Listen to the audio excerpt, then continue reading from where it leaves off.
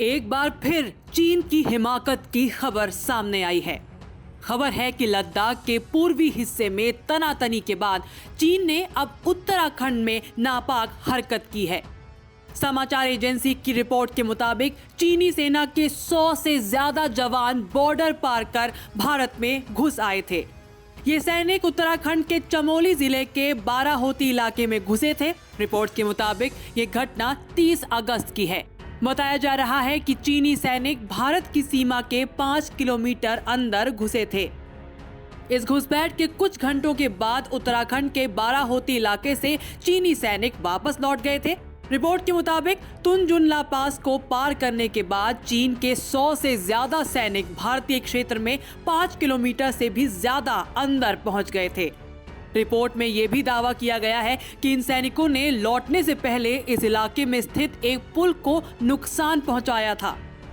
इस रिपोर्ट को लेकर कांग्रेस नेता राहुल गांधी ने भी ट्वीट करते हुए मोदी सरकार पर निशाना साधा है। अपने ट्वीट में राहुल गांधी ने लिखा, जुमला घर में घुसकर मारेंगे, सच चीन हमारे घर में घुसकर मार रहा है। हालांकि 100 की संख्या में पीएलए सैनिकों की घुसपैठ की खबर को सुरक्षा एजेंसियों के सूत्रों ने खारिज किया है। चीनी सीमा के पास बाराहोती में एक ऐसा चारागाह है जिसे लेकर दोनों देशों के बीच विवाद है। ये चारागाह 60 स्क्वायर किलोमीटर क्षेत्र में फैला हुआ है।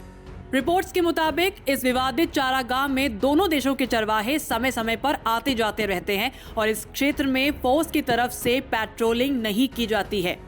हालांकि बाराहोती इलाके में स्थानीय प्रशासन की टीमें समय समय पर मुआयना करने जाती रहती है। बाराहोती इलाके के लिए पिछले कुछ दशकों से एक नीति चली आ रही है और ये पॉलिसी दोनों देशों के बीच है कि यहाँ पर पेट्रोलिंग के लिए कोई भी फोर्स नहीं जाएगी। इस इलाके में भारत तिब्बत सीमा पुलिस यानी आईटीबीपी के जवान तैनात रहते हैं। सूचना मिलने के बाद भारतीय सैनिकों ने इस क्षेत्र में गश्त भी की थी। बताया जाता है कि इस इलाके में सीमाओं के रेखांकन को लेकर साफ स्थिति नहीं है, इसीलिए सीमा उल्लंघन की घटनाएं हो रही हैं। हालांकि भारतीय अधिकारियों को 30 अगस्त के दिन सीमा पार आने वाले चीनी सैनिकों की संख्या को लेकर काफी हैरानी हुई थी। इससे पहले भी सितंबर 2018 में चीनी सैनिकों के इस क्षेत्र में एक से ज्यादा बार घुसपैठ की खबरें सामने आई थी। पूर्वी लद्दाख में चीन के साथ तनाव के बाद से ही भारत करीब 3500 किलोमीटर लंबी एलएसी पर कड़ी निगरानी बनाए हुए है। भारत और चीन के सैनिकों के बीच पिछले साल 5 मई को पूर्वी लद्दाख में सीमा गतिरोध शुरू हुआ था। इस दौरान पैंगोंग झील के पास दोनों देशों के बीच हिंसक झड़प भी हुई थी।